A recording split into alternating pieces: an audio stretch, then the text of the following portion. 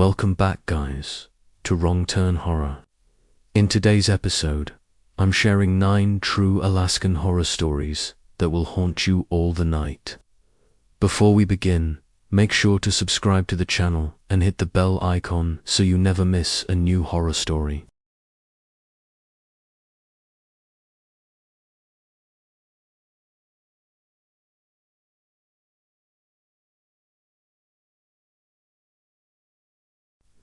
Dylan never planned to live alone in the Alaskan wilderness. It just happened.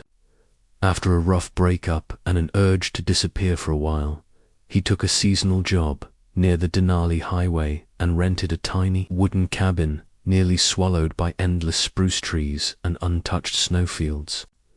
The place was simple: 1 bedroom, a creaking metal roof, a wood stove that smoked too much, and windows that looked out into miles of white emptiness. Most nights he enjoyed the quiet, the strange comfort of being far from people. But by his 3rd week he realized the silence wasn't empty at all. It had layers. It had weight. And sometimes it had footsteps. The first night he heard them, he brushed it off. It was only around midnight, after he'd turned off the lantern and crawled into bed. A soft thump above him, quick light, like a small animal landing on the roof. Squirrels, birds, foxes, anything could have climbed up there. But then came the sound again. A slow walk right over his bed.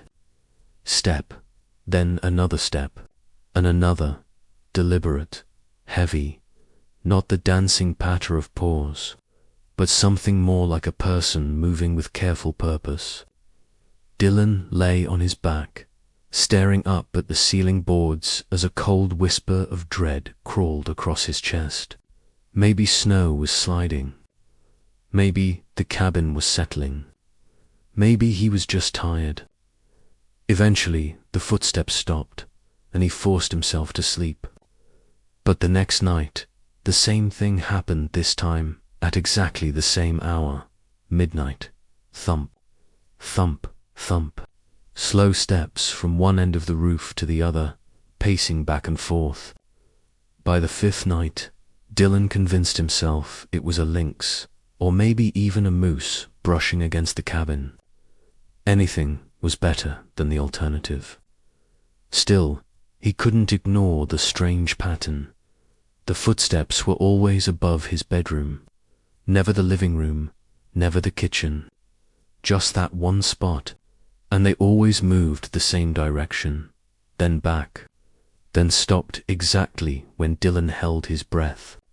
The cold in his cabin that week felt sharper than usual, as if something outside was drawing the warmth out of the walls. The wind whistled differently, too-less, like wind and more like breath. He told himself he was imagining things. People got paranoid when they were alone in the wilderness. Perfectly normal. Perfectly explainable. But the 7th night changed everything. The footsteps returned, heavier this time, almost dragging. Dylan sat up in bed, blanket clutched to his chest, staring at the ceiling as dust sifted down from between the boards. Whatever was up there was big, too big to be a fox, too smooth in its movements to be a moose. He grabbed his flashlight and pointed it at the window. Outside, darkness pressed against the glass like thick ink. Snow fell in slow sheets, glimmering under the moonlight. Nothing unusual, no shadows, no movement. Then right when he relaxed, something tapped the bedroom window. One single, sharp tap. Dylan jerked back, heart hammering so hard he thought it would burst. The roof went silent. The tapping didn't come again, but the feeling, the awareness, lingered as if something outside was waiting for him to respond. He didn't sleep that night. By morning, he knew he couldn't ignore whatever was happening. He dressed quickly and stepped outside, boots crunching through the untouched snow.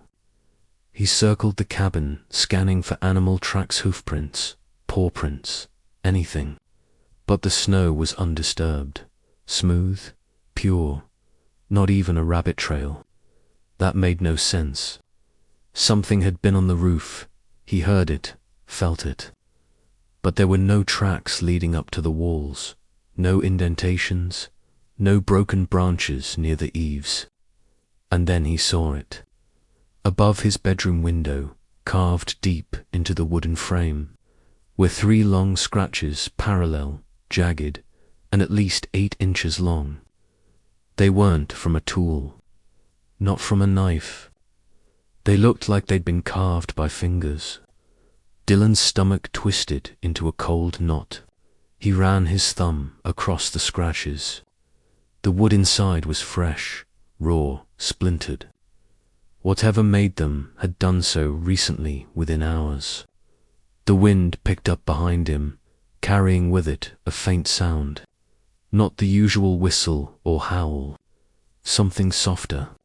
A breath, a whisper. Had someone been outside last night? But why would anyone be out here? The closest cabin was 8 miles away, and the seasonal workers rarely visited each other at night, especially not during winter storms. The answer that rose in his mind, unwanted, impossible, felt colder than the air touching his skin. He tried to shake the thought off, but it clung to him like frostbite. Days passed, and the footsteps stopped. The nights returned to their eerie stillness. Dylan tried pretending nothing had happened. He chopped firewood, melted snow for water, listened to the radio until its batteries died. But even in daylight, he felt that subtle sensation of being observed. Like the trees themselves held their breath when he walked past. On the 10th night, the sounds returned, but different this time. Not footsteps, not pacing, but a sweeping, dragging noise, like something heavy being pulled across metal.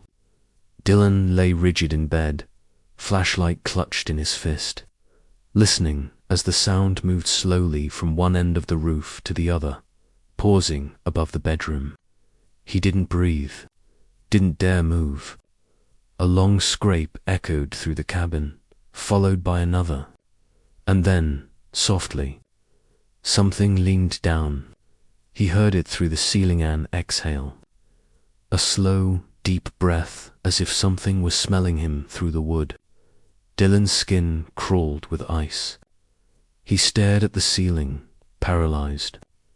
And then it happened. The tapping returned on the window, 3 taps this time. Tap, tap, tap. He couldn't make himself look. He didn't want to see what might be staring at him through the frosted glass. The tapping stopped. Silence blanketed the cabin. For several long minutes, there was nothing. Then a whisper came from outside, so soft he thought it might be the wind at first. But no, the wind didn't say words, and the wind didn't say his name. Dylan. Long, drawn out, wrong. It didn't sound human. It sounded like someone trying to mimic a human voice, someone who had heard the name but didn't know how to shape it. The whisper scraped along the window like cold fingers dragging through frost. Dylan's heart felt like a trapped animal in his chest. He clamped his hand over his mouth, afraid that even a breath would give him away. Dylan. The voice repeated, closer now, lower, as if right on the other side of the glass. A soft thump came from the window frame. Then another. Something was pressing against the wall. Pressing, pushing, testing it. He didn't sleep that night either. When dawn finally came, a thin, grey light washing over the cabin, Dylan forced himself to go outside again, though every instinct screamed to stay inside. The snow was perfectly smooth, again, untouched.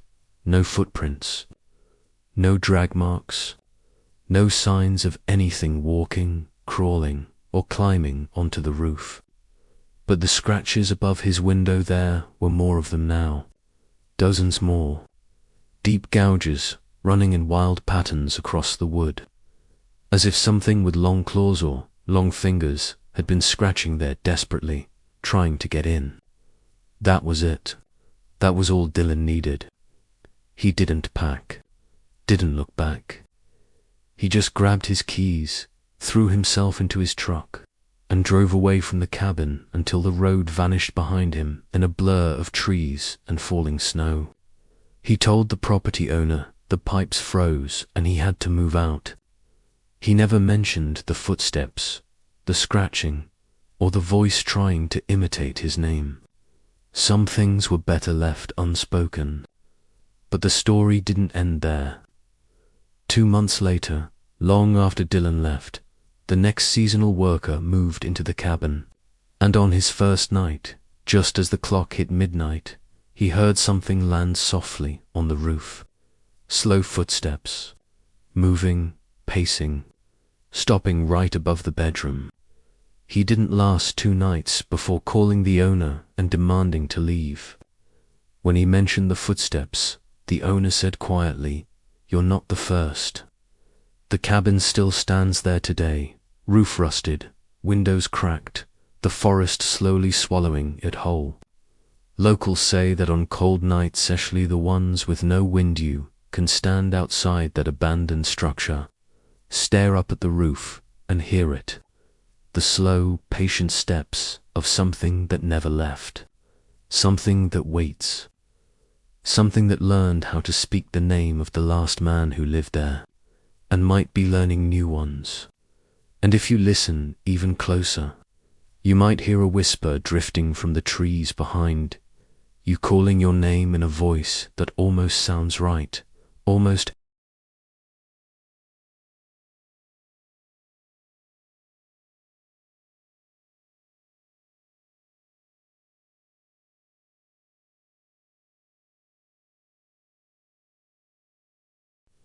Amber never imagined her life would lead her to working overnight shifts at a lonely gas station on the stretch of highway between Fairbanks and Nenana. But somehow it made sense for where she was in life, quiet, isolated, and trying to outrun memories she didn't want to hold on to. The station wasn't the kind you see in towns. It stood alone on a wide, flat clearing carved out of the forest. A squat metal building with flickering lights. 2 pumps, a coffee machine that always tasted burnt, and a single security monitor mounted above the counter. She worked the midnight shift because it paid a little more, and because almost no one came by after 1 a.m. truckers, hunters, and the occasional lost traveler.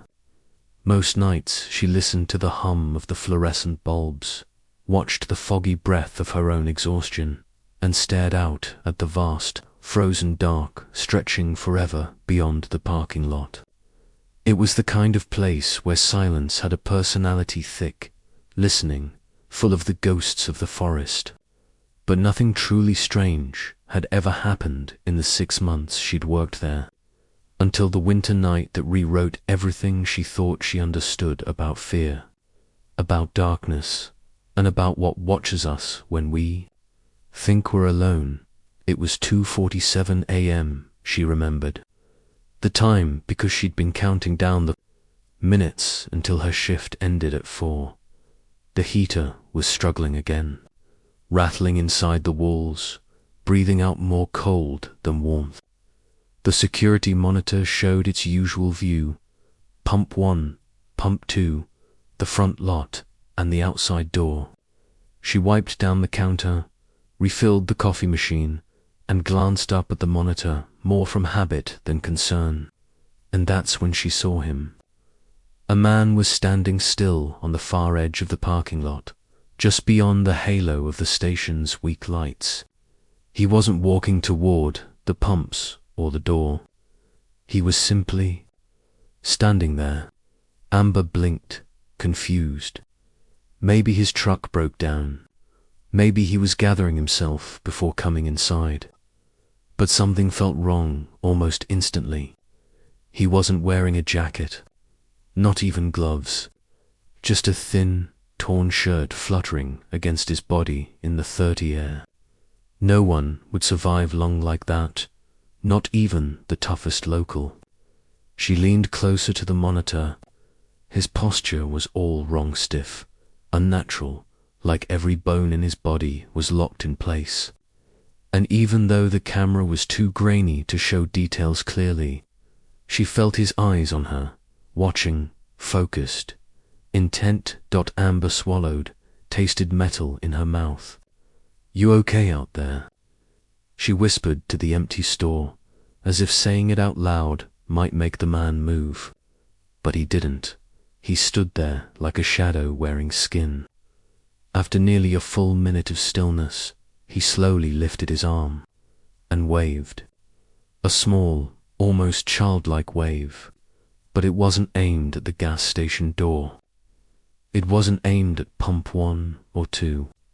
His hand waved upward toward the camera, toward her, as if he could see through the lens, through the monitor, through the 6 inches of glass and cold air separating them. A chill bloomed across her arms. She took a step back instinctively, bumping into the shelf behind her. Okay, she muttered, grabbing the phone to call the state troopers. But just as she started dialing, the man lowered his hand and smiled. The smile wasn't warm. It wasn't relieved or grateful. It was wide, too wide. A stretched grin that looked painful, like his face wasn't built for expression but was a tempting one anyway. Amber dropped the phone entirely. It hit the counter with a flat slap. "What are you?" she whispered, even though she knew he couldn't hear her. The man took one slow step forward, and then he vanished. Not turned, not walked away, not stepped behind anything. He simply wasn't there anymore. 1 second present, the next ganas, if the darkness swallowed him whole. Amber's breath hitched.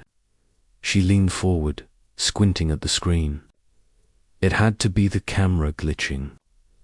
They glitched all the time in the cold.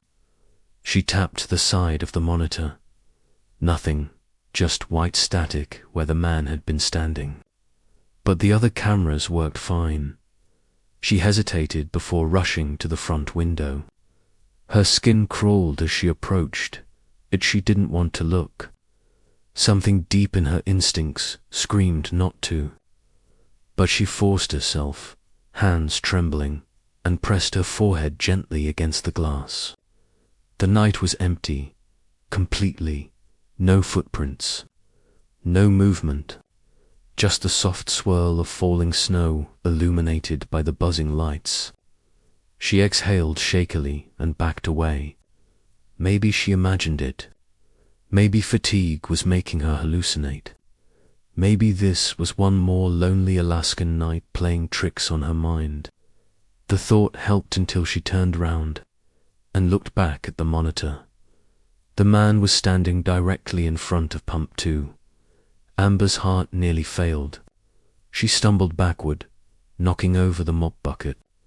Her pulse throbbed in her ears as she stared, unable to breathe. He was closer now, his face partially lit by the overhead light. The torn shirt flapped in the wind, exposing ribs that looked wrong, too sharp, too visible, like his skin was stretched thin over a frame that wasn't entirely human. His neck tilted slightly to one side, as if he didn't understand how necks worked. Amber grabbed the phone again, her fingers shaking so violently she could barely dial. But before she could press the 3rd number, the man's head snapped toward the camera with a jerking, unnatural movement. His eyes, they were wrong.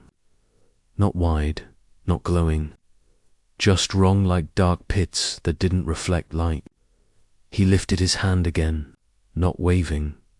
Reaching, Amber dropped the phone again. She retreated behind the counter, crouching there like a child hiding from a nightmare. She closed her eyes, counted, breathed. It was fine. She was inside. The doors were locked. This was a malfunction, a distorted camera feed, a prank, anything. But when she opened her eyes and looked at the monitor, he was gone again, vanished, as if the air erased him a second time. She scanned the parking lot view. Snow, darkness, pumps, no man. She switched to the door camera. He was standing right outside the front door. His face was pressed against the glass. Amber screamed, a strangled raw sound that tore out of her chest. The man's breath fogged the glass, except it was too cold for breath to form like that. You needed heat in your lungs, life, warmth, and something told her he didn't have any. He lifted a finger and traced something on the fogged glass. Slow, careful, like a child learning to write. A single letter, as she gasped. Was he writing her name? How did he know her name? But he didn't continue. Instead, he leaned his head against the glass, listening. She didn't move, didn't breathe. She prayed he couldn't hear her heartbeat pounding like thunder. Then the lights flickered, every light in the station. The heaters shut off. The hum of electricity vanished. The entire station plunged into a thick, suffocating dark. Amber scrambled under the counter, covering her mouth with both hands. The darkness pressed in like a living thing. Then she heard it, a sound that drained the blood from her veins, a voice. But it wasn't outside. It was inside the store. A whisper, soft, deliberate, coming from the aisles behind her. Not words, just breathing, slow, wet, too close. Amber forced herself still, tears streaming down her face. Something moved in the chips aisle. A shuffle, a scrape, then another. It was in here with her. This isn't happening, she mouthed silently, shaking uncontrollably. Just then, headlights appeared through the front windows. A truck pulled into the lot, bathing the station in white light for a split second before parking. The store lights snapped back on with a loud electrical pop. Amber blinked rapidly, her eyes adjusting. She heard the front door open. A voice called out, "Hello? Anyone working?" The gas station attendant Mike walked inside, rubbing his hands. "Sheesh, it's cold. Generator must have flipped again." Amber crawled out, gasping, hysterical. She grabbed his jacket, trying to force words out. "There's someone inside the man." Mike stared at her in confusion. "Slow down. Who?" "There's no one here. The door was locked when I opened it." Amber pointed shakily toward the aisles. Mike walked round the store slowly, checking every corner. No one, no footprints. Nothing disturbed except for a single bag of chips lying on the floor. Amber swore it wasn't there when she hid. Mike frowned, asking if she needed a doctor. She insisted on reviewing the security footage. They rewound the tape, and there it was, the man, standing, staring, smiling. But then Mike said something that made the room collapse around her. "Why are you freaking out? That's just you on the camera." Amber stared at him. "What?" he pointed. "There you, standing by, pumped up." Then walking to the door. Then coming inside. Amber's blood turned to ice. That wasn't her. She knew it wasn't. She never went outside. She never opened the door. But the footage, grainy, distorted, showed a figure with her build, her walk, her clothes. Except the face blurred every time it turned toward the camera, like the image couldn't hold its shape. The cops came. They analyzed the footage. They said the cold probably corrupted the files. They told her she was She quit the job the next day. But the mystery didn't end there. Sometimes, late at night, when she checks her reflection in dark windows or standing mirrors, she swears she sees a second version of herself standing farther back, smiling, watching, waiting. The same smile the man gave her on the monitor. And some nights, when the world is quiet enough, she hears a soft whisper behind her left ear, like someone trying to write their first letter on a fogged window.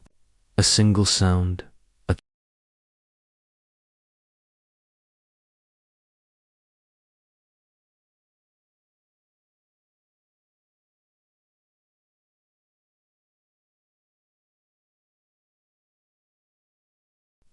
Tonight's tale comes from deep within the Alaskan interior, so far removed from civilization that even the mountains seem to lean in to listen. It begins with a man named Evan Markle, a field surveyor who took a 3-month contract mapping abandoned mining claims near the White Mountains. Evan wasn't a thrill seeker. He wasn't the kind of man chasing danger or mystery. He was quiet, methodical, and preferred silence over conversation. But sometimes the wrong job finds the wrong person. His first 2 weeks were uneventful, filled with long hikes, frozen air that burned the lungs, and nights where the wind scraped its nails across the tent walls. But on the 15th night, something changed. He'd set up camp beside a tree line where the spruce grew impossibly tall and narrow, as if reaching out of the ground in desperation. Everything looked normal enough, but from the moment he stepped into that clearing, he felt watched not in the usual wildlife might be around since, but in a way that made his skin crawl, like something intelligent stood just out of sight. When he turned in early, the forest was silent. Too silent. No wind, no owls. No distant cracking branches, just that suffocating stillness that presses against your ears until you hear your own heartbeat. Sometime after midnight, he woke to what he later described as a distant humming, like a single note sung by something with no mouth. It drifted through the trees, low and steady, vibrating the air like a faraway engine. He unzipped the tent just enough to look out, expecting to see a snowmobile headlight or maybe a plane overhead. But the sky was pitch black, cloud-choked, and absolutely empty. Yet the humming grew louder, and then more disturbing it began to change direction. It moved, slowly, deliberately, as though something was circling the camp. Evan sat frozen, his breath fogging the beam of his flashlight until he turned it off entirely. The humming drifted closer, and beneath it he heard another sound. Faint, irregular crunching. Footsteps in the snow. Human, animal. He didn't know. All he knew was that each step was slow, too slow, like something was savoring its approach. Eventually the sound faded, leaving the forest silent again. By dawn, Evan convinced himself it must have been some weird sound phenomenon wind passing through the canyons, maybe.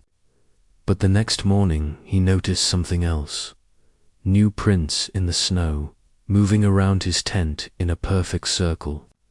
They were deep and wide, like a heavy man had been walking around camp repeatedly. But they weren't right. The spacing was wrong, too close together. And each print was perfectly identical, as though whatever made them stepped with machine-like precision. Evan forced himself to keep working, but the unease only grew. On the 18th day, while mapping a sloping ridge, he found something he couldn't explain. An old wooden post hammered into the ground, wrapped in dozens of strips of cloth, all of them weathered and grey. Some had symbols carved into them, circles crossed with jagged lines, triangle shapes with eyes burned into the wood. At first he assumed they were remnants of an old mining boundary marker, maybe left by trappers. but none of the symbols matched anything he'd ever seen. And the most unsettling detail was that the post was warm. He touched it with his glove and felt heat radiating from inside the wood, like something pulsed within it. That night he camped farther away from the tree line, unable to shake the image of that steaming wooden post. Just after midnight, the humming returned, but this time it wasn't distant. It came from inside the forest, close, too close. Evan bolted upright, fumbling for his boots when he heard something that made his heart punch against his ribs. A voice humming the same monotone note. Human, definitely human. But wrong. Too smooth, as if the voice lacked breath. Then came another voice, picking up the same note. Then a third. Soon, the entire forest around him vibrated with that unnatural chorus, like a hive of human-shaped bees. Evan ripped open the tent flap and shined his flashlight toward the tree line and froze. Dozens of silhouettes stood between the trees, perfectly still, perfectly spaced apart, each figure about 7 feet tall, their heads slightly tilted, as though listening, their bodies elongated, unnaturally thin, almost pole-like. The moment his light touched them, every figure went silent at the same time. Then all their heads snapped forward to face him. Evan dropped the flashlight and staggered back, scrambling into the tent and grabbing his rifle, though his hands shook too violently to load it. He didn't sleep the rest of the night. The shapes never came closer, but they didn't leave either. He could feel them staring until dawn finally crept over the snow and the silhouettes dissolved into the forest like smoke. The next day, Evan packed immediately, but the contract required him to check one last location before hiking to the pickup site 2 days away. It was the last spot marked on his map, the one closest to the symbol-covered post. He tried to ignore the dread gnawing at his insides and forced himself up a narrow ravine trail. The deeper he went, the more distorted the forest looked. Branches bent in unnatural angles, bark peeling in long curled strips, and trees split open as though something massive had pushed straight through them. At the top of the ridge, he found a clearing with the remains of a cabin barely standing. It wasn't on any map. The wood was rotting, the roof half collapsed. But what caught his attention were the symbols carved into every surface on the doorframe, the walls, even the stones around the foundation. The same symbols as the post. Except here, they were newer, fresher, as though someone nor something had returned over and over to carve them again and again. When he stepped inside, the air turned immediately warm, almost hot. He wiped sweat from his brow, confused, because outside the temperature was below freezing. Inside the cabin, the heat pressed down on him like he'd stepped into a furnace. Then he noticed the floor. Dozens of footprints embedded in the dust, all identical, all perfectly spaced. They circled the room in a flawless ring, just like the ones outside his tent. He backed away, his breath coming out in ragged gasps. But just before he left the cabin, he heard something that made him whip around breathing. From beneath the floorboards, deep, cavernous, rhythmic breathing, as though some massive thing slept just inches beneath his feet. Evan bolted, sprinting through the forest until his lungs felt like shredded metal. He didn't stop until he reached a frozen ravine. When he finally glanced back, the forest behind him looked wrong, branches shifting like limbs, shadows growing taller, stretching. The humming started again, but this time it wasn't gradual. It was sudden, violent, a deafening vibration ripping through the trees, making the ground tremble beneath his boots. Something moved at the top of the ravine, a shape, then another, then dozens. They weren't silhouettes anymore. They were figures pale, impossibly tall, limbs too long, joints bending in unnatural directions. Their faces were featureless except for a single hollow indentation where a mouth should be. And from that empty hollow came the humming. Evan ran so hard he thought his heart would burst. He didn't stop until he reached the pickup point hours early, frostbitten, crying, barely able to breathe. When the helicopter pilot arrived, Evan didn't speak. Not for the entire flight back, not for days afterward. But here's where the mystery deepens. Later, when the company reviewed the GPS logs from Evan's equipment, they discovered something impossible. The cabin he described down to the exact coordinates did exist, but not anymore.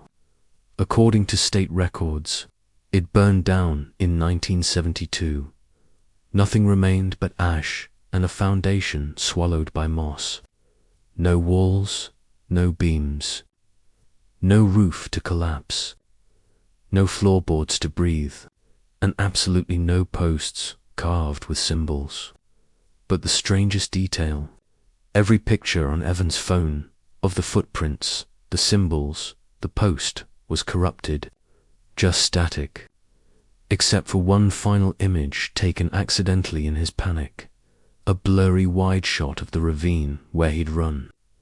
At first glance, it looked empty, but when the brightness was adjusted, faint shapes appeared at the tree line, dozens of tall, thin silhouettes, perfectly still, perfectly spaced, as though waiting. Evan never returned to the interior again. He moved out of Alaska 3 months later, but before he left, he told one final detail to a coworker, something he swore he'd heard near the end of that chase, right before he escaped the ravine. The humming had shifted. The voices had changed pitch, and layered beneath them was something unmistakably human. A whisper, spoken in a dozen overlapping voices, all saying the same thing. We remember you. And according to Evan, sometimes, on especially quiet nights, even thousands of miles away from Alaska, he still hears the humming.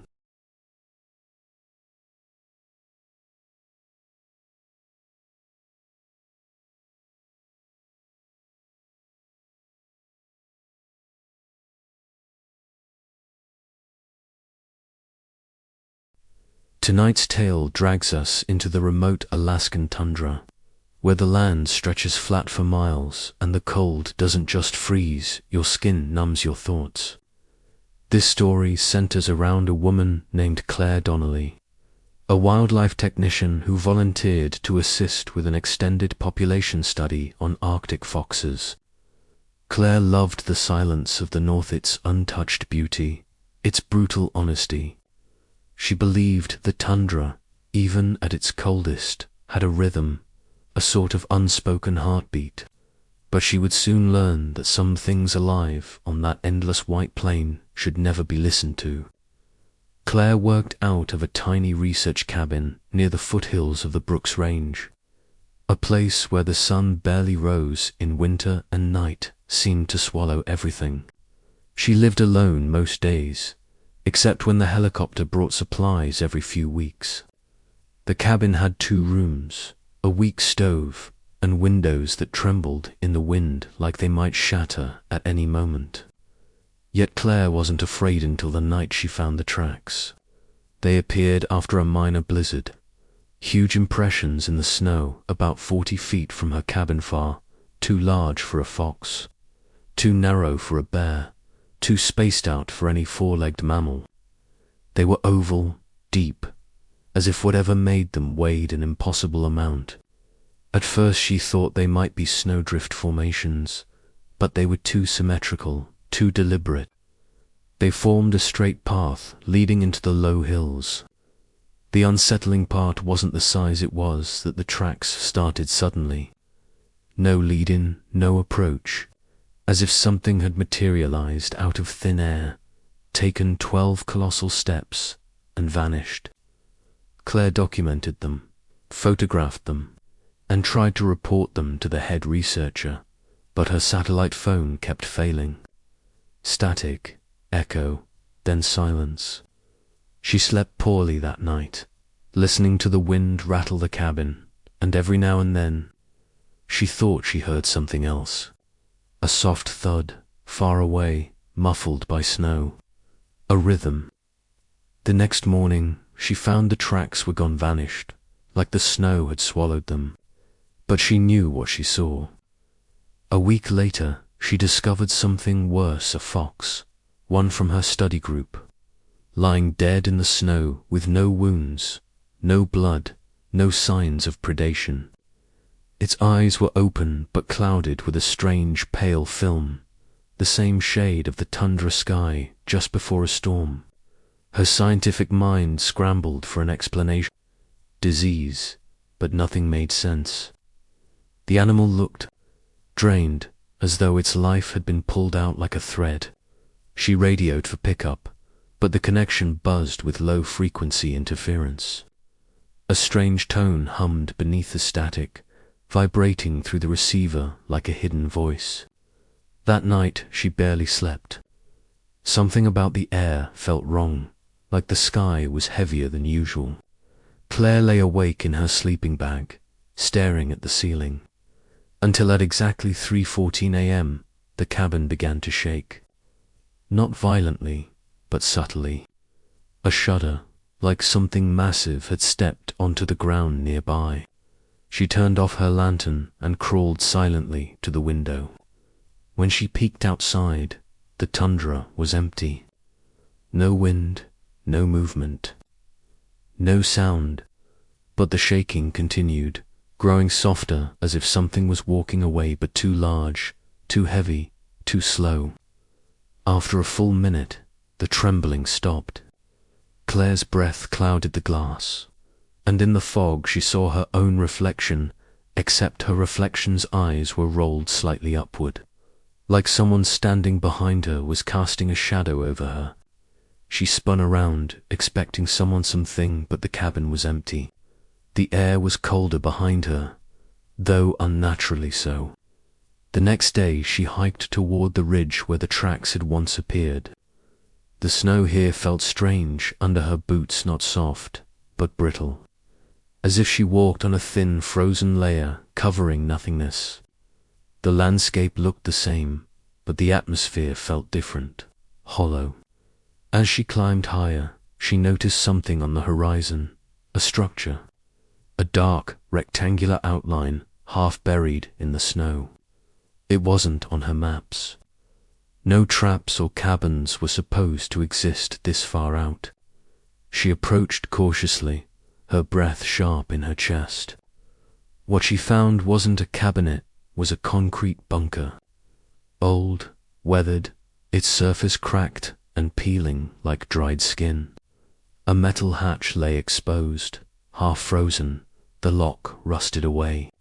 Something about the sight filled her with dread, but curiosity overpowered fear. She pried open the hatch, and a gust of warm air burst out, warm, thick, and smelling faintly of soil and metal. She climbed down a ladder into a narrow corridor lined with pipes. The bunker wasn't abandoned. Not fully. Emergency lights glowed faintly, flickering but functional. The floor vibrated with a low hum, barely noticeable unless you stood perfectly still. As she ventured deeper, her flashlight exposed signs of rushed evacuation, overturned chairs, scattered documents, half-packed crates. One wall held a large map of the tundra with several zones marked in red. She found a folder lying open on a desk, its pages yellowing but legible.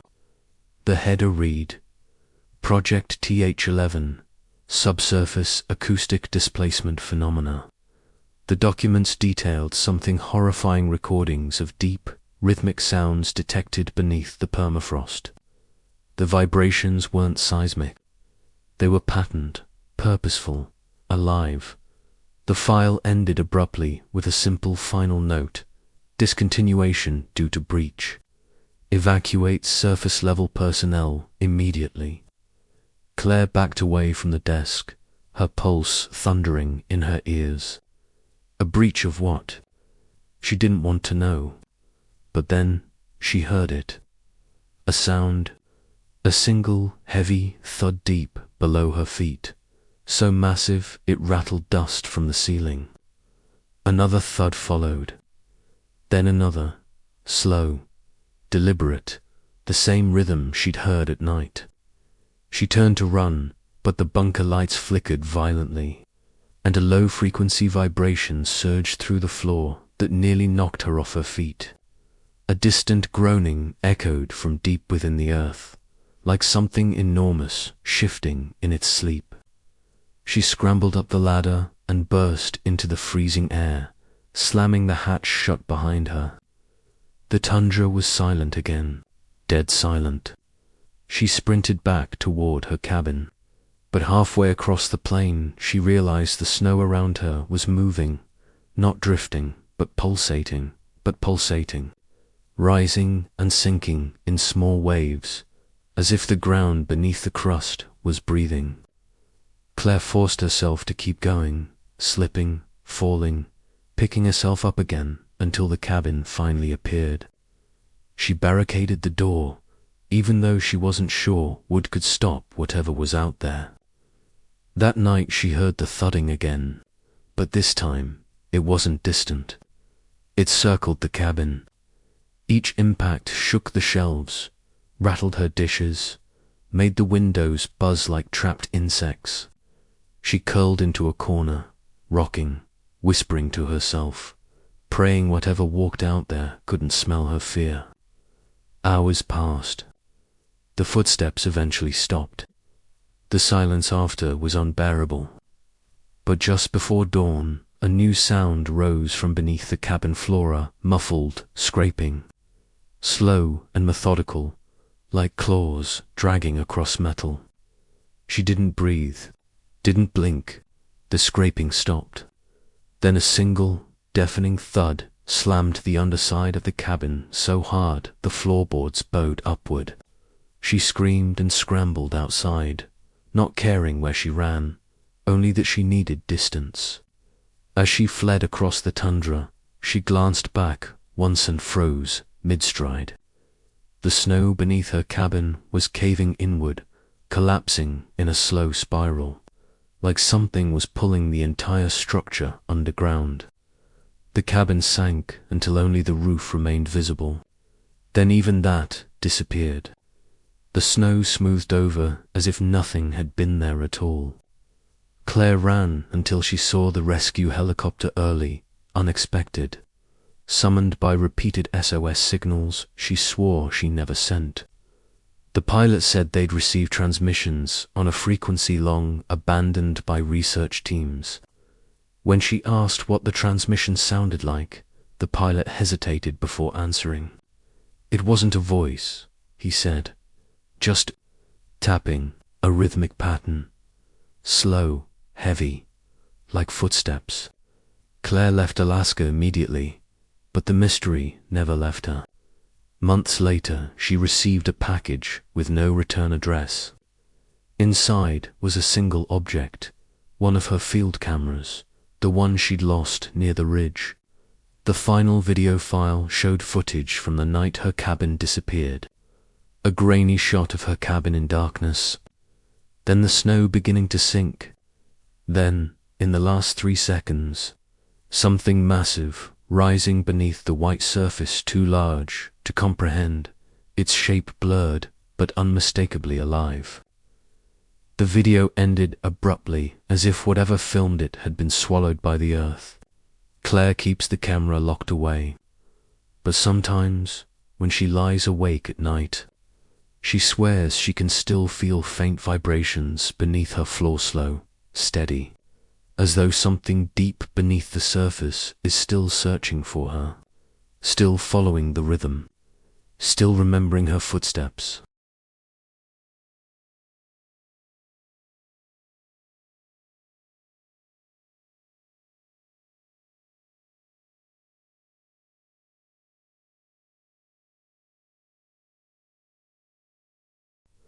deep in the silent winter interior of Alaska, where the mountains stand like ancient guardians and the snow absorbs every sound. There is a stretch of land locals rarely speak about, a valley swallowed by fog even on clear days.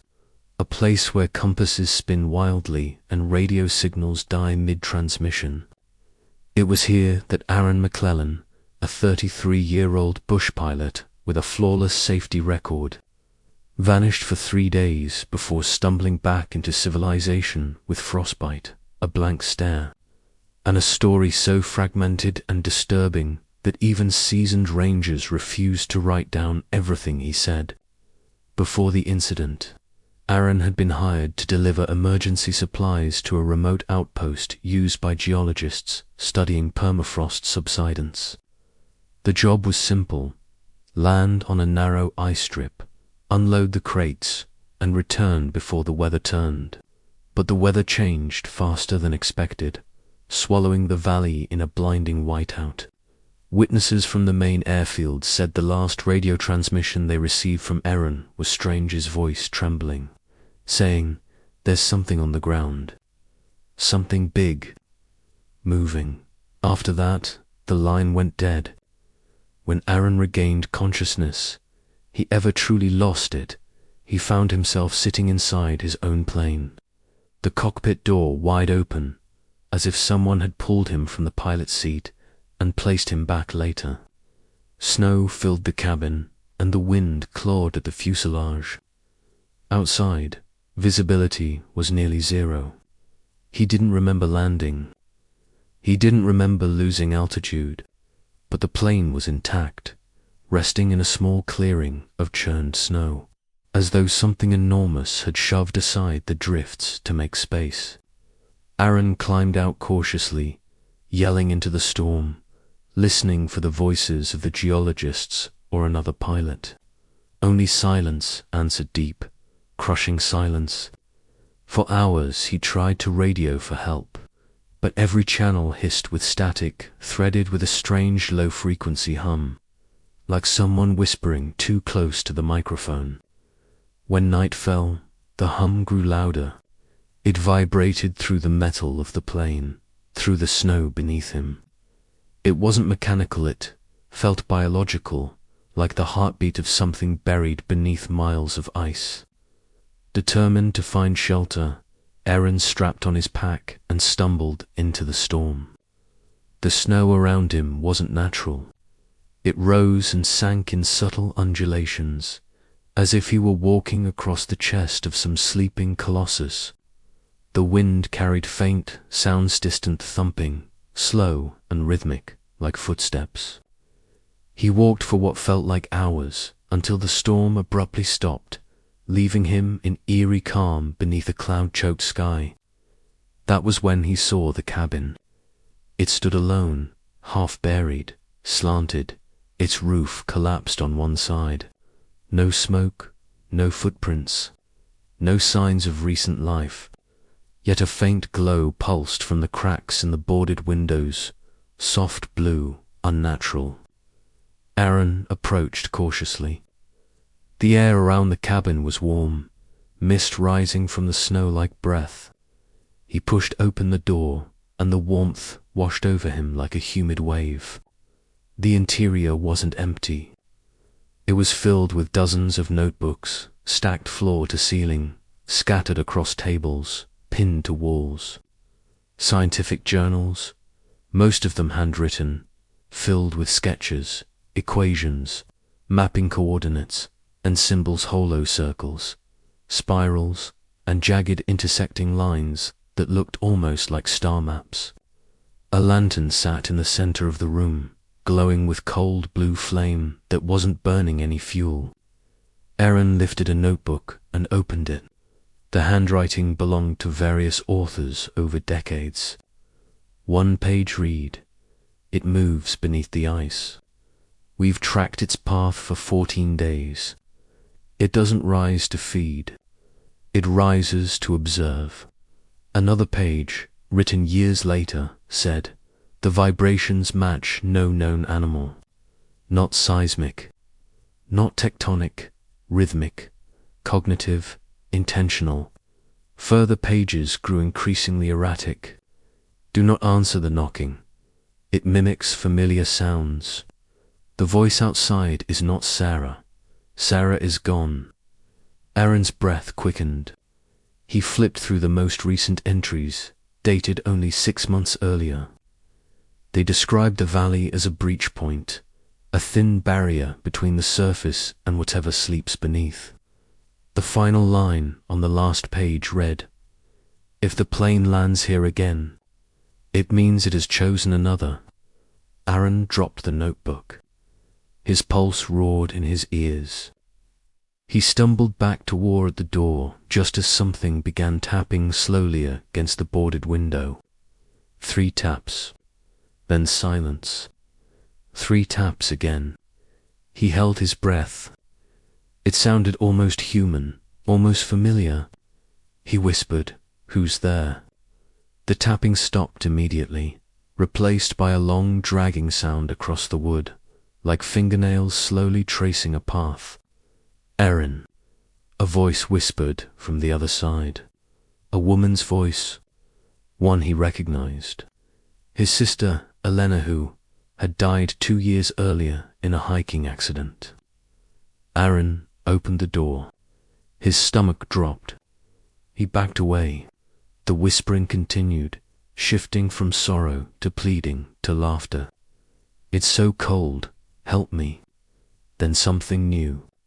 A second voice, identical to the first, layered beneath it. "Open the door, open the door, open the door." The voices stacked atop each other, multiplying until the cabin vibrated with a chorus of his sister's voice. Aaron stumbled outside into the snow, slipping on the uneven ground. The air had grown warmer thick, humid as though something massive exhaled beneath him. He turned back toward the cabin just in time to see blue light leaking through the gaps in the boards, pulsing like a heartbeat. Then the snow behind the cabin sank inward, forming a perfect spiral depression. Something enormous shifted just beneath the surface, long, smooth, serpentine. The ground trembled.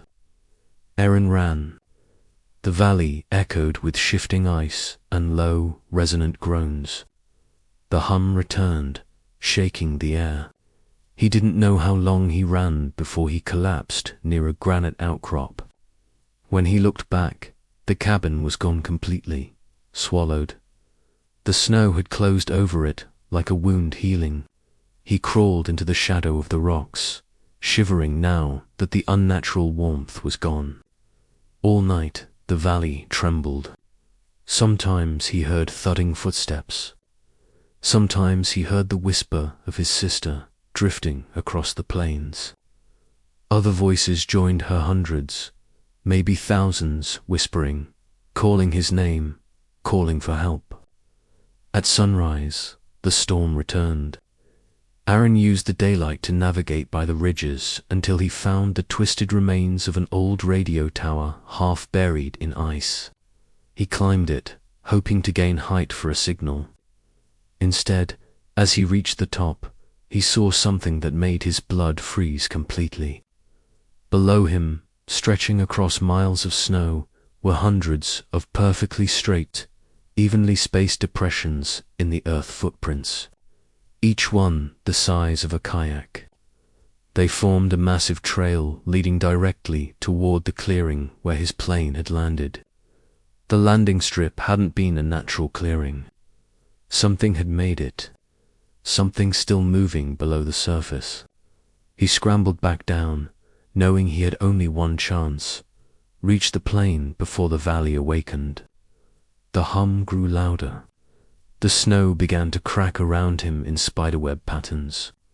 Holes opened and closed as though something enormous was rising and sinking. When he reached the plane, the fuselage shuddered not from wind, but as if something beneath the earth pressed upward against it.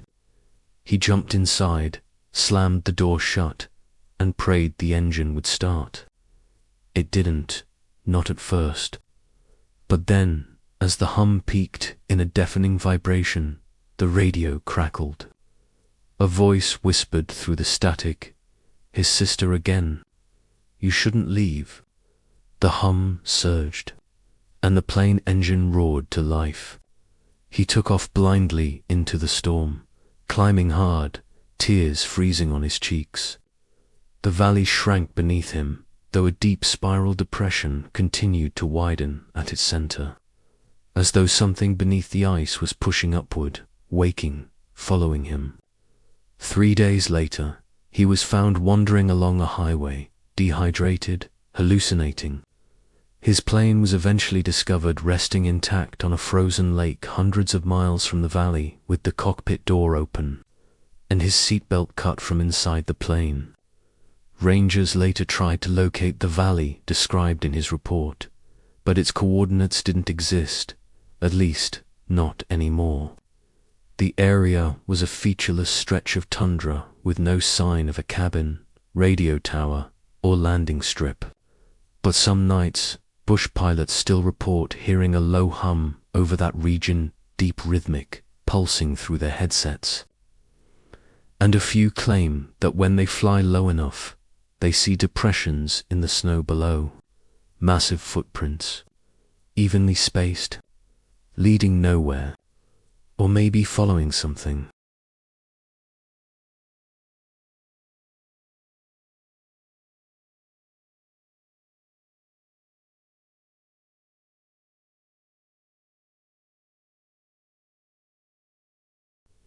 Snow had begun falling long before Dylan Harper realized he had taken the wrong turn. He had left Detroit early that morning for a photography assignment in the Upper Peninsula, abandoned ski lodge that a magazine wanted to feature in a Winter Ruins series. But somewhere along Ridgetop Road, the GPS glitched, freezing on a loading screen as the wind howled across the empty pines. Now he was crawling up a mountain road with only one visible tire track ahead of him, and even that was rapidly vanishing under fresh snow. The deeper Dylan drove, the quieter the world became. No birds, no distant engines, no sign of another traveler. Just the steady, suffocating hush of the storm swallowing the forest inch by inch. His gaslight blinked on. "Great," he muttered, pulling the steering wheel as the road narrowed until it barely resembled a road at all. A wooden sign, worn and cracked, appeared on the right side. Most of the letters had faded, but he squinted and made out the words, "Ridgetop Cabins, 1 mile. A cabin meant shelter, heat, maybe a lamp." He turned toward the narrow path. The cabin appeared much sooner than expected. It sat alone at the base of a ridge, small, dark, and half buried in snow. Like the woods had been slowly reclaiming it for years. Relief washed over him anyway. Smoke drifted from the chimney. Someone was home. Dylan parked the Jeep, grabbed his camera bag, and trudged through the snow. Before he could knock, the door creaked open. A woman stood inside, mid-40s, pale, bundled in an oversized sweater. Her expression wasn't quite welcoming, but not hostile either. More resigned. "You're lost," she said, not asking but stating it like a fact she already knew. "My GPS died.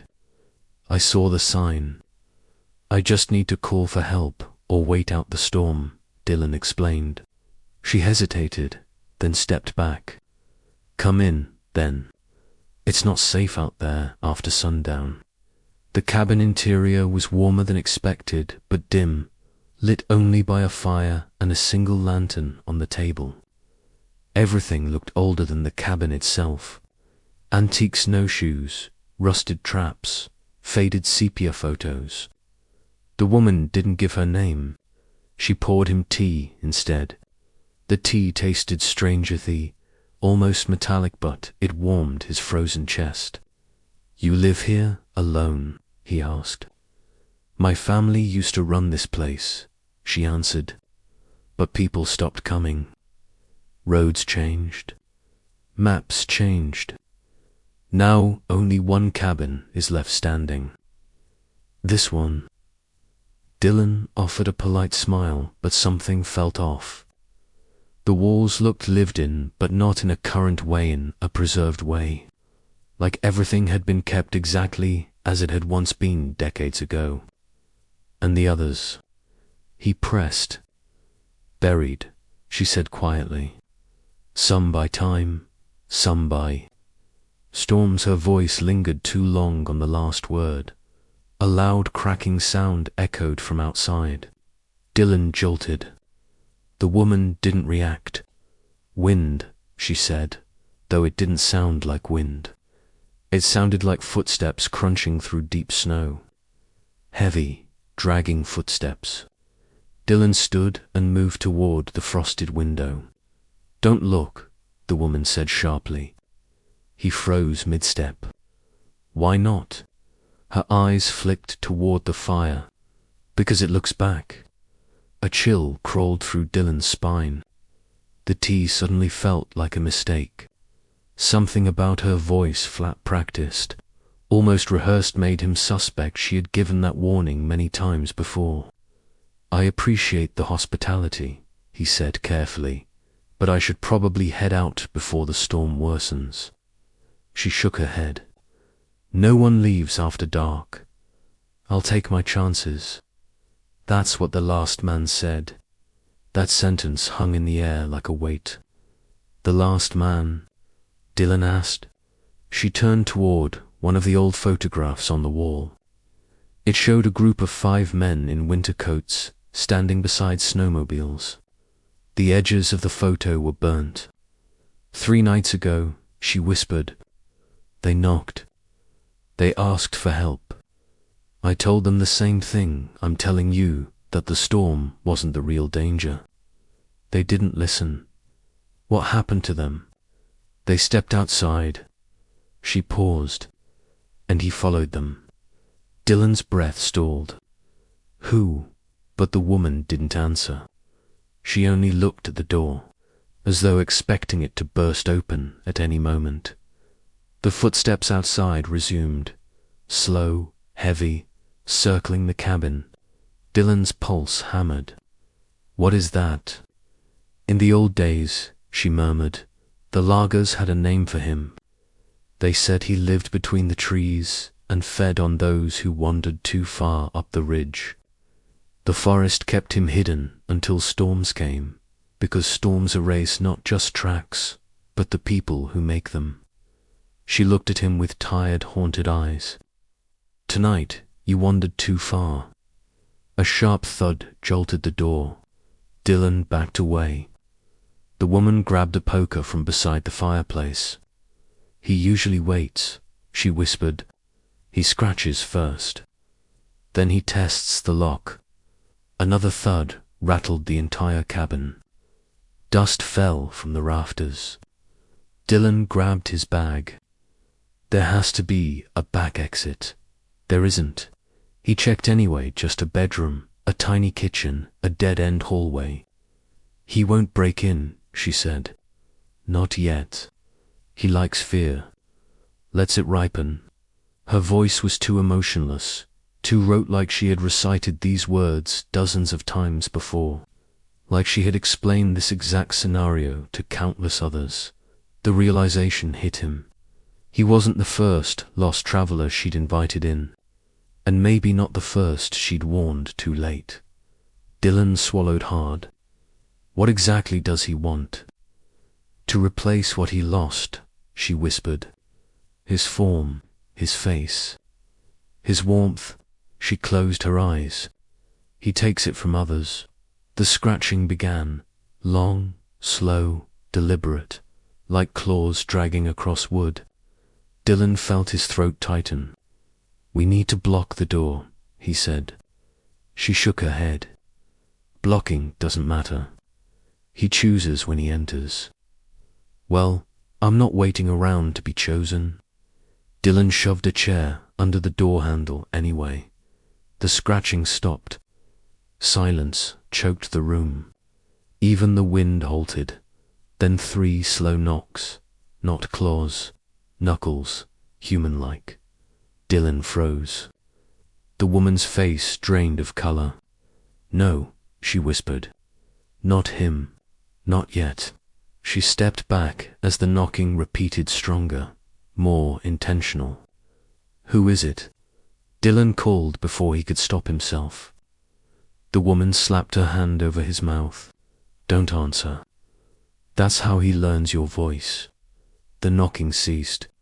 Something breathed at the edge of the door. Wet, ragged, almost curious. Dylan's mind raced. He could try the jeep, but running in the snow while something stalked him felt suicidal. Staying inside with a woman who seemed to know far too much felt no safer. He leaned close to her. "How do we stop him?" "We don't," she said. "We survive until dawn." "How?" "We don't speak to him. We don't look at him. We don't open the door, no matter what voice you hear." "What voice?" "You'll know," she whispered. The fire dimmed suddenly, as if smothered by an invisible force. Shadows stretched across the floorboards. The breathing at the door grew louder. Then another voice, a man's voice, panicked, familiar. "Help. Please let me in. He's out here. Please." Dylan's blood ran cold. It sounded exactly like him. His own voice. The woman trembled. "He mimics. He uses what he hears. He wants you to open the door." Dylan backed away in horror as his voice outside continued begging, crying, pounding. "Let me in. He's coming." The woman grabbed his arm hard. "Don't listen. Don't believe him." The voice turned into screams, violent, blood-curdling. Then abruptly silent, the wind returned. The real breathing returned. Closer, hours crawled by. The woman never slept. Dylan couldn't. He stared at the door until the first pale sliver of dawn broke across the frosted window. The breathing faded. The footsteps retreated. By sunrise, the forest was silent again. "You made it," the woman said softly, almost surprised. Dylan didn't relax. He grabbed his bag, thanked her, and marched outside without waiting for permission. The forest looked untouched, pristine, except 3 long, deep tracks circled the cabin. Not footprints, not animal prints, something in between, like a creature dragging itself upright with unnatural weight. He rushed to his jeep, but before he opened the door, he noticed something on the driver's side. Window asmear, dark, red, frozen in streaks. His own handprint, only it was bigger, longer, twisted, like something had tried to copy his hand, but hadn't gotten it quite right. He didn't look back. He drove until the cabin vanished behind the trees. But for the rest of the winter, every time Dylan edited a new batch of photos on his computer, he noticed something in the background he hadn't seen in the moment at all. Crooked shape lingering at the edge of the tree line. Watching, waiting, learning. His shape a little better each time, because creatures of the ridge never forget a face, especially one they still need to finish copying.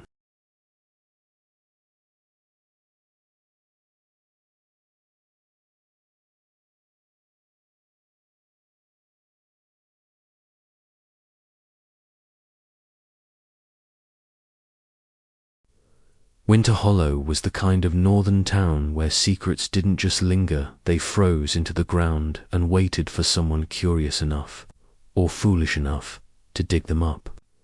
April Cummings had not moved there by choice. Her younger brother, Mason, disappeared from the area 11 months earlier while driving home from a friend's cabin. And after nearly a year of dead leads, a sheriff who preferred silence over truth, and a town that acted like Mason had never existed, April decided she was done waiting. She quit her job in Grand Rapids, rented a tiny cabin outside the hollow, and arrived just as the earliest snow began dusting the forest floor. The townspeople watched her from behind cloudy windows and half-closed shop doors. No one offered directions. No one offered sympathy. And when she said Mason's name, they always flinched just slightly, but enough for her to see they were hiding something. Something they feared more than they feared her questions. Her cabin sat at the edge of Blackroot Forest, a dense, unnervingly quiet sprawl of pines that locals insisted was unsafe after dark for reasons they refused to explain. April learned quickly that Winter Hollow didn't run on police or logic. It ran on superstition wrapped in forced smiles. On her second night, she found the first clue: Mason's old pocket knife wedged into the snow beside her porch steps. The one their father had engraved for him. The one he carried everywhere. Her breath fogged as she picked it up. The metal was warm, recently held, but there were no footprints on the snow around it. No tire tracks. No sign anyone had walked by. Just that knife, waiting for her like a message. Or a warning. April reported it to Sheriff Donnelly the next morning. He barely looked up from his paperwork. "Snow moves things," he grunted. "It doesn't move things uphill to someone's porch," she snapped. His eyes hardened. "Let the past stay buried." She stared at him in disbelief. "My brother is missing," he exhaled sharply, almost with annoyance. "And some things in these woods stay missing for a reason." With that, he dismissed her, leaving her with the cold certainty that he knew far more than he'd ever tell. That night, she woke at 3:12 a.m. to a sound that didn't belong in the woods: a soft tapping, rhythmic and deliberate, coming from beneath the cabin floor. April froze, listening. Tap, tap, tap. Not an animal. Not pipes. Something too precise, too intentional. She held her breath as she knelt and pressed her ear against the old wooden planks. The tapping stopped. Silence, then a whisper, faint male, close. "April." Her heart stumbled against her ribs. She scrambled back, shaking, staring at the floorboards as though they might rise. "Mason," she whispered. No reply. Just the slow groan of wood settling in the cold. The whispers continued every night for a week, always at the same time. Always from beneath the floor. Always her name said in a voice that almost sounded like Mason's. But not exactly. Like something trying to mimic him. Learn him. Match him. On the seventh night, the whisper didn't say her name. It said, "Help me out." Her skin crawled. She grabbed a flashlight, pushed aside the rug, and pried up the loose board. The cold air rising from below felt wrong, to cold, to still, like the air inside a grave. She shone the light into the crawl space. Dirt, roots, darkness, nothing else. No movement, no body, no brother. But she couldn't shake the feeling she was being watched from below, from under the earth itself. Sleep abandoned her. She spent her days interviewing locals and mapping Mason's last known route. A bartender finally cracked after enough pressure. He said Mason had been seen driving toward Frozen Creek, Bridger Place, avoided by everyone native to Winter Hollow. April headed there immediately. Frost clung to the wooden beams. Snow piled on the railings. But something else caught her eye. Claw marks. Long, deep gouges in the bridge's supports. Not bear tracks. Not any animal she recognized. They looked like marks left by something dragging itself upward from the frozen creek below.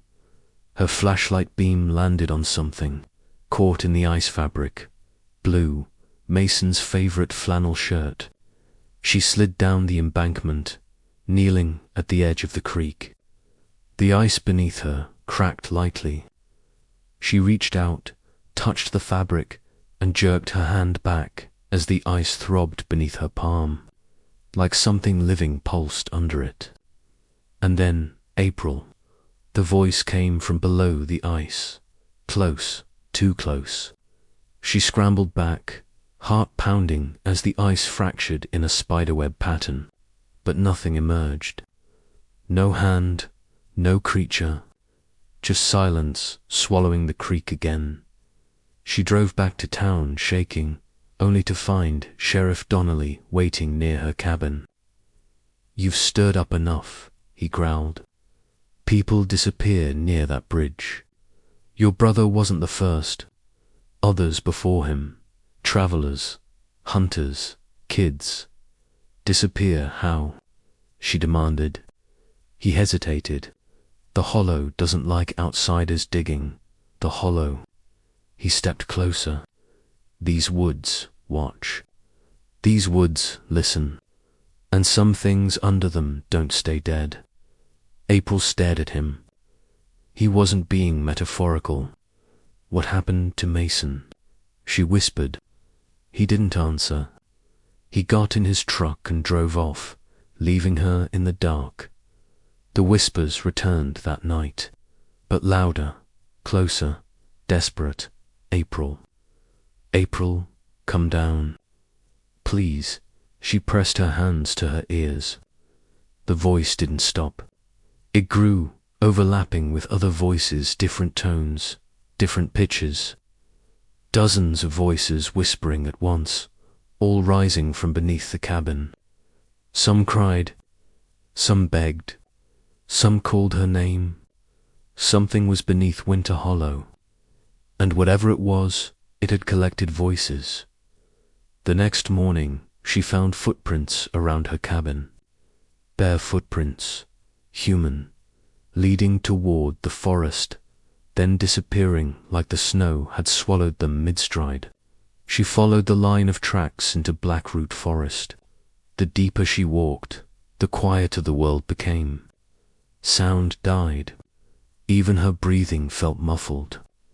Then she saw it, a clearing she hadn't noticed before. At the center, a sinkhole, massive, frozen over with a thin sheet of ice. And surrounding it were dozens of wooden posts, each carved with names, dates, personal items hung from them like offerings. One post had a baseball cap, another a wedding ring, another a child's mitten. Her flashlight found one name that made her knees buckle. Mason Cummings. A date was carved under it. The day he disappeared. April's throat closed. She backed away, but something cracked beneath her. The ice covering the sinkhole shifted. Something moved under it. Something large. A face pressed against the underside of the ice. Mason's face, or something wearing it. Its eyes opened black, wet, empty, and its mouth stretched impossibly wide as it whispered in Mason's voice, "Help me out, April." She stumbled back, screaming as the thing beneath the ice mimicked her brother's voice with horrifying precision. "April, April, April." Then dozens of voices joined it, all screaming, begging. Clawing at the underside of the ice, she ran. Branches whipped her face. Snow blinded her. She didn't stop until she reached her cabin, only to find the front door wide open. The whispers inside weren't beneath the floor anymore. They were in the walls. The ceiling, the air itself vibrated with stolen voices. She grabbed her bag, shoved everything she could inside, and fled. She didn't look back, didn't breathe until she reached the highway. She drove until the Hollow vanished in her rearview mirror, and even then she kept going, half expecting the forest to crawl after her. Weeks passed. She stayed with friends, then a hotel. but something wasn't right. At night, she dreamed of tapping beneath the bed, of voices calling her name through vents, of Mason staring at her from under thin ice. And each morning, she woke with dirt beneath her nails, cold air against her ankles, footprints on the carpet that weren't hers. On the 47th night, she finally heard the whisper again, not in a dream, not in her imagination. From under her bed, same voice, same tone. "April, help me out." She froze, because it wasn't just Mason's voice anymore. There were new voices layered underneath it. One of them was her own. She hasn't slept since, because she finally understood the truth. The thing beneath Winter Hollow doesn't lure people underground to kill them. It lures them to copy them. And once it learns their voice, once it learns their shape, it can follow them anywhere, even far from the hollow, even into cities, even into bedrooms, even into beds. And on the nights when April lies awake, staring into the dark, she sometimes feels the floorboards shift beneath her feet, the faintest tap, and a whisper that grows clearer each time. Almost. Got you?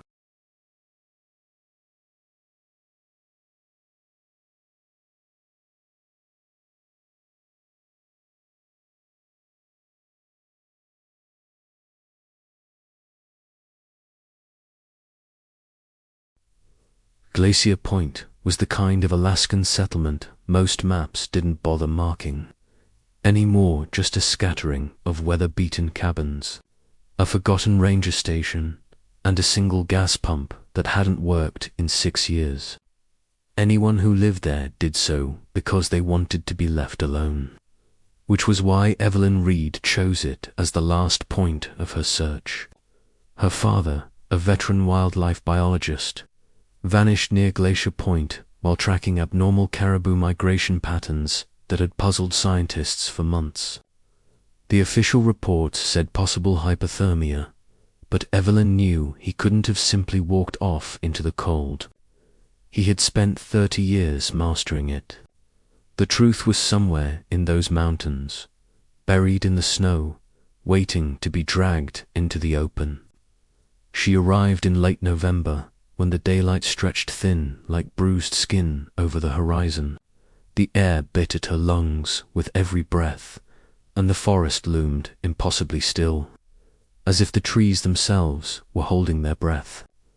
Locals didn't talk much, but the ones who did kept repeating the same cryptic warning. Don't go out at night. Don't follow footsteps that aren't yours. At first, Evelyn brushed it off as small-town superstition. She had come armed with her father's GPS logs, notes scribbled with strange symbols, a map of the area, and an unwavering determination to uncover whatever the rangers refused to investigate. But her resolve began to crack the moment she reached her cabin, because on the door, left neatly as though placed by a careful hand, lay her father's field notebook, the one that had been labeled as missing. Snow dusted its cover. The pages inside were damp, smeared, nearly illegible. But a sentence repeated across several entries stood out. They walked differently in the dark. That night, she couldn't sleep. The cabin groaned in the wind. The trees swayed like silhouettes, whispering secrets to one another. At 2:54 a.m., she heard its footsteps crunching outside in the snow. Slow, heavy, one step. Then a long drag. Then another.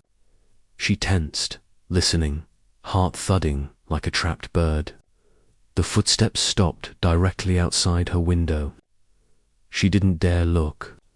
Instead, she waited, breath shallow, until the sound finally retreated back toward the woods. In the morning's grey light, she found a single trail of footprints circling her cabin.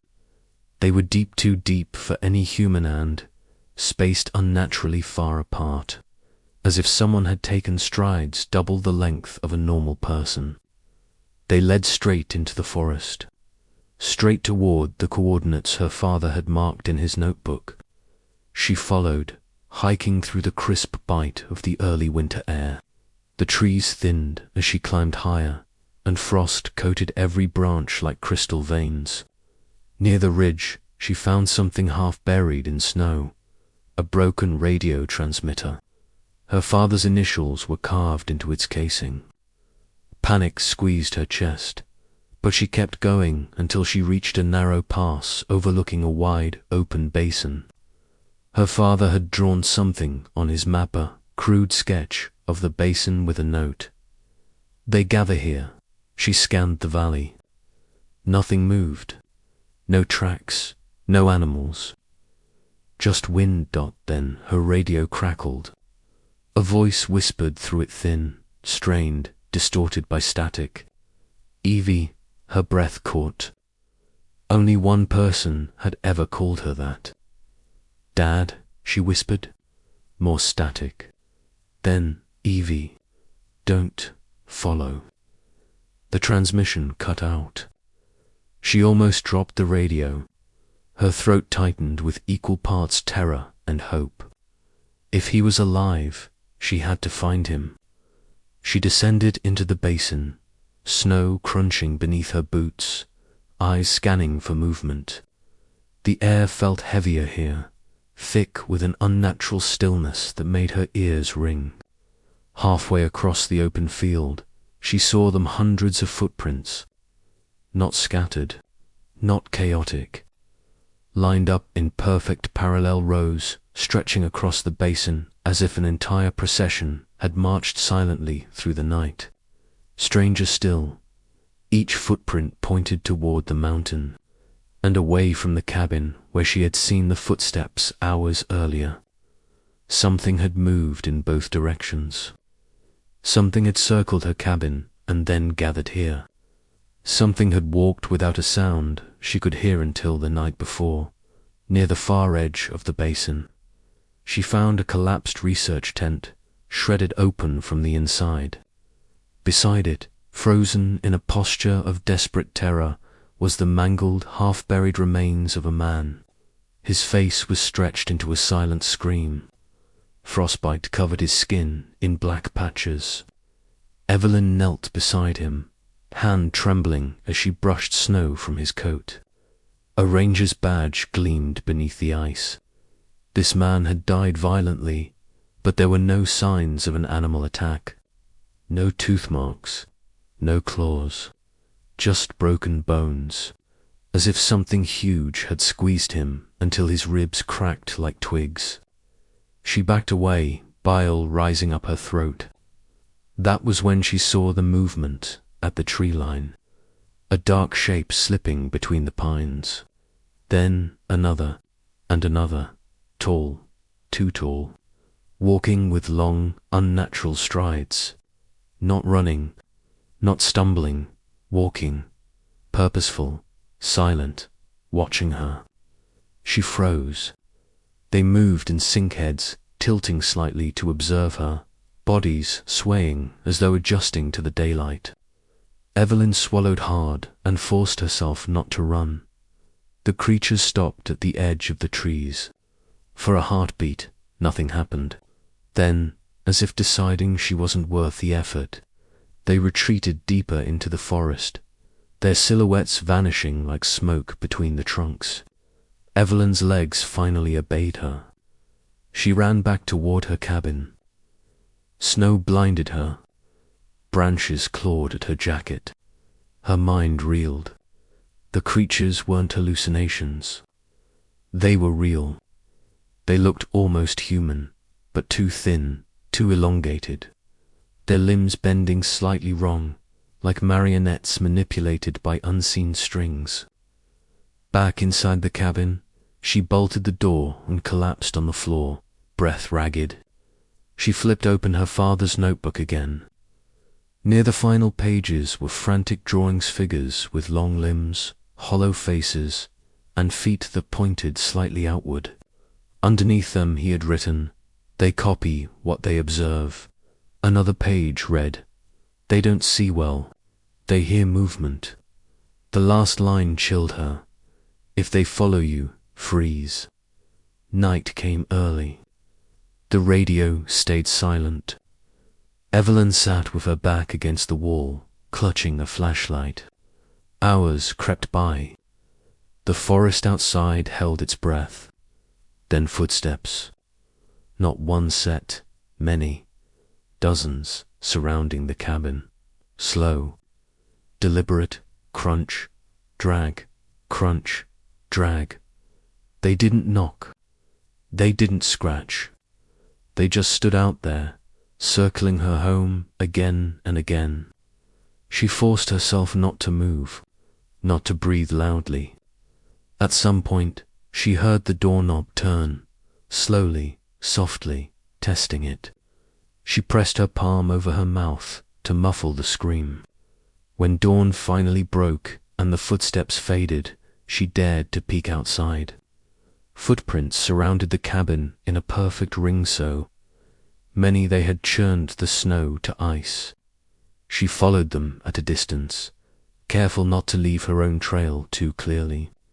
They led her deeper into the woods than she had gone before, into terrain twisted by sharp rocks and fallen trees. At a narrow ravine, she found a broken snowshoe. Her father's. A few more steps revealed a torn piece of blue fabric caught on a branch. Then far below she saw the entrance to a cave. Something primal clawed at her instincts, warning her to run. But she climbed down anyway. The cave was deep, narrow, breathing cold air that smelled of earth and decay. A faint echo of dripping water guided her toward a chamber illuminated by thin shafts of icy blue light from cracks in the ceiling. And there, lying on the ground, was her father's backpack. A boot, a torn journal page. But no body, Evie. The whisper drifted from the shadows. "Evie, help." Her heart pounded. She raised her flashlight. "Dad." Silence. Then a figure stepped into the beam. Her father, or something wearing his shape. Its limbs were too long. Its face stretched, copying the exact features of the man she loved most. But wrong, off, twisted at the edges. "Evie, come here." It whispered in his exact voice. She stumbled back. Behind it, more figures emerged from the dark. All slightly wrong. Some wearing scraps of clothing that belonged to missing locals. Some naked and pale, their skin stretched like wax. All watching with unnatural stillness. One of them spoke in a voice she recognized from earlier. "Evie, don't." Follow her father's voice, but not from the one wearing his shape.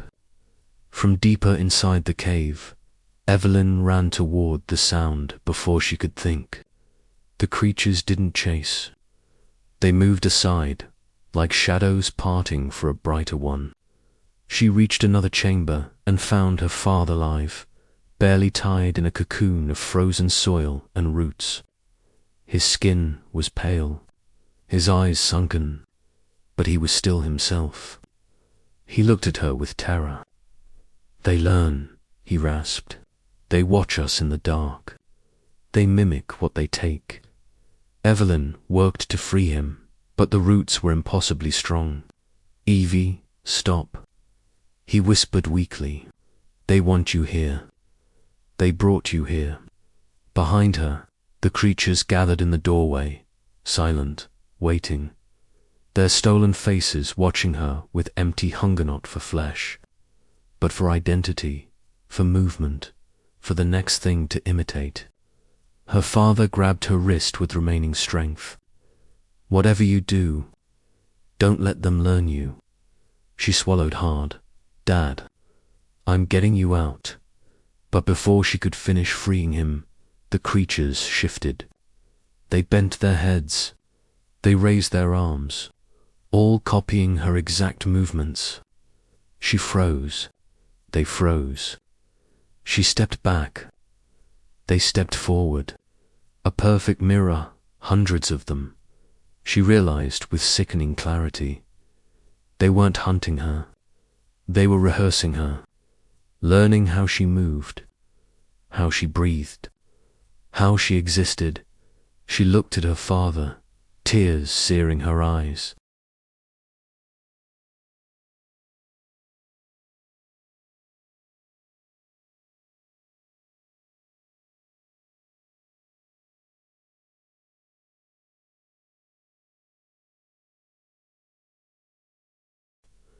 It was 2 days into a brutal November storm when Simon Carter realized the signal on his radio wasn't random static anymore. He had been assigned to maintain a remote weather monitoring station high in the Brooks Range, miles from the nearest town, a place where helicopters were rare, and winter could kill in hours. The storm had trapped him at the station with only a crate of supplies, his own thoughts, and the radio equipment he was supposed to monitor every 3 hours. At first, the signal was just fainter, barely perceptible crackle buried in the background of the weather feed. Then it became a pattern. Tap dash tap dash tap, pause, tap tap, static. At first, Simon thought he was imagining it, that his mind was carving shapes into noise to fight the loneliness. But the pattern repeated, precise and deliberate. Every night at 2:17 a.m., the tapping returned. Tap tap. Pause. Tap tap. At first, he tried to ignore it. The Ranger manual said to document anomalies, not to chase ghosts. But the noise grew louder, sharper, almost echoing across the frozen tundra. Something about it was intelligent, calculated. He started recording. But the moment he played the tape back, he noticed the unmistakable rise and fall of a voice beneath the static. A voice that whispered a single word. Help. Simon's pulse spiked. He knew no one else was anywhere near the station. No one. The valley was buried under snow and mountains, and the road, when it existed, had been impassable for weeks. And yet the voice was real, human, urgent, trembling. He called the station's supervisor via the satellite phone, but the line was dead. Not even static, silence. His thumbs hovered over the buttons of the radio. The tapping returned. Tap tap. Pause. Tap tap. And now the whispering word was clearer. Simon. He froze. That wasn't a coincidence. Someone nor something knew his name. The storm worsened overnight. Wind howled against the metal walls of the station, shaking it to its rusted core.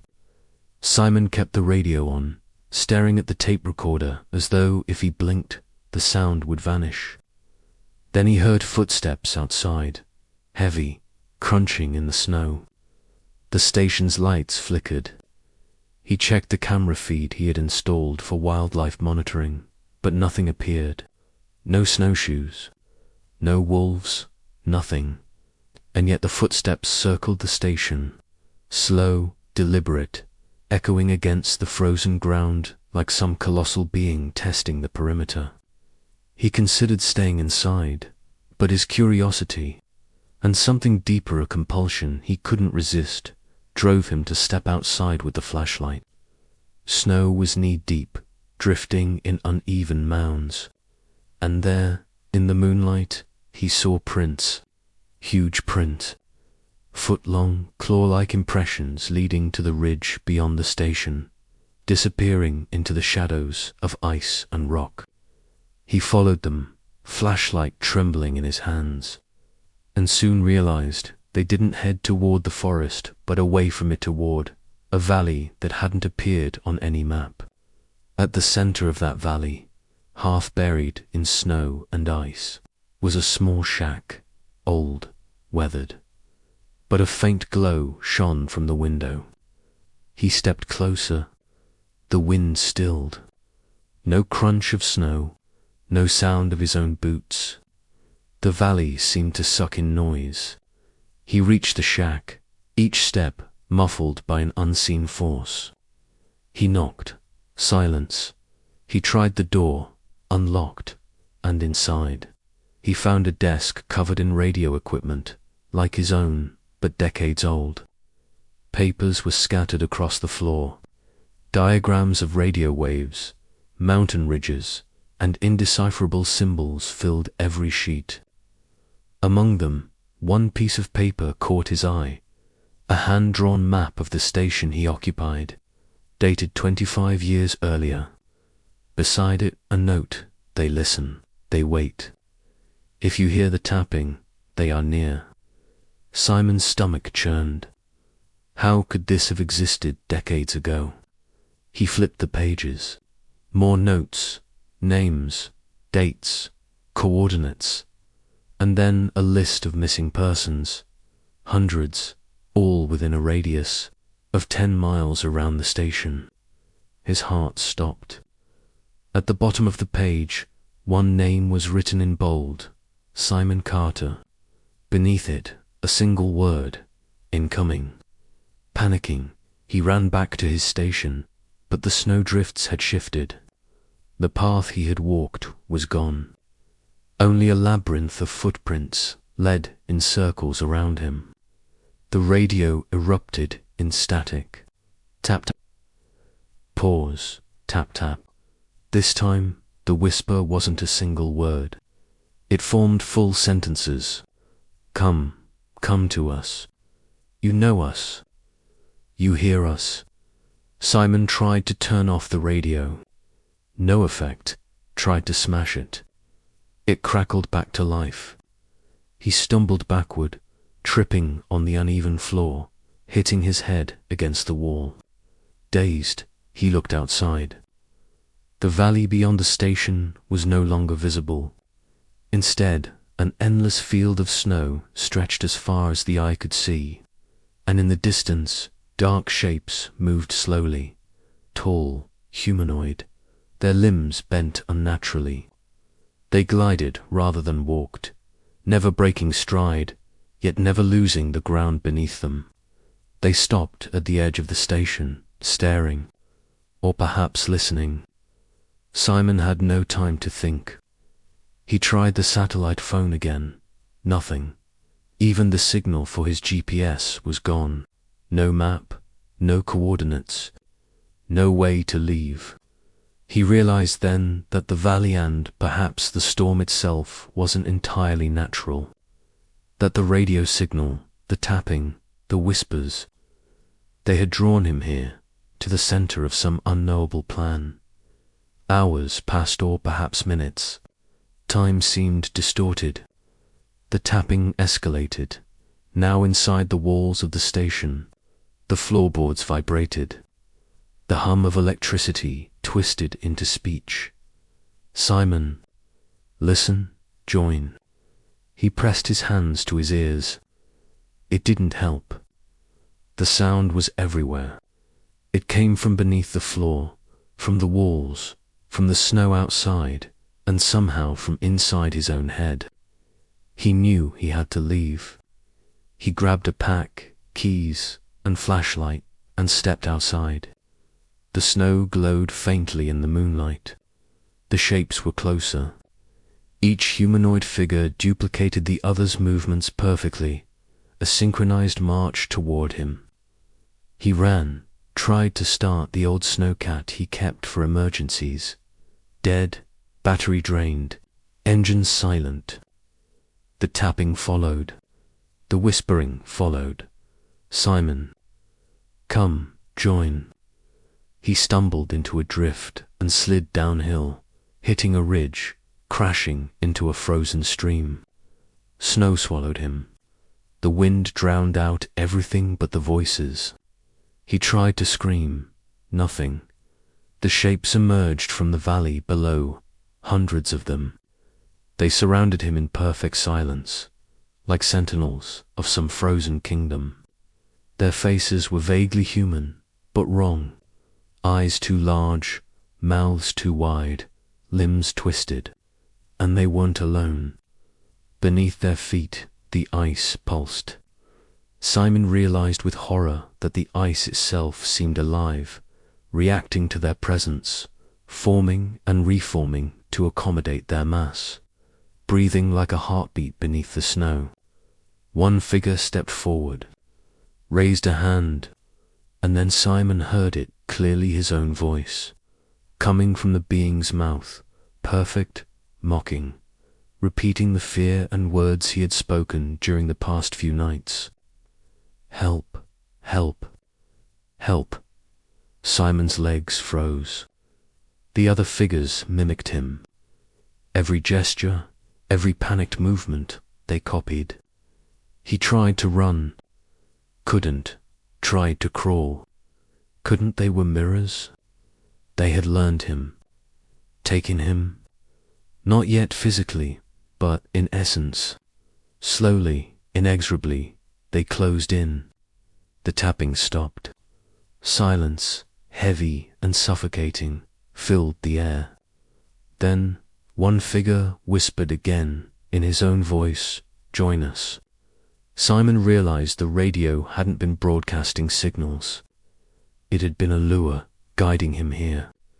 The storm wasn't natural. The valley wasn't natural. These things, whatever they were, controlled everything: snow, wind, even sound, to corral him, to teach him, to prepare him. The chilling thought struck him harder than the cold ever could. Once they learned someone fully, it didn't matter if the person ran. They would always find a way to replace him. The snow shifted beneath his hands and knees.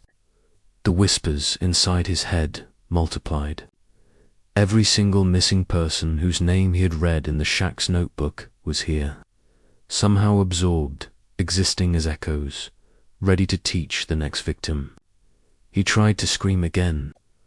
This time, his own voice twisted against him. It repeated everything he said, every curse, every plea, every panic-stricken thought, until the sound became unbearable. His vision blurred. Shapes loomed, now grotesquely close.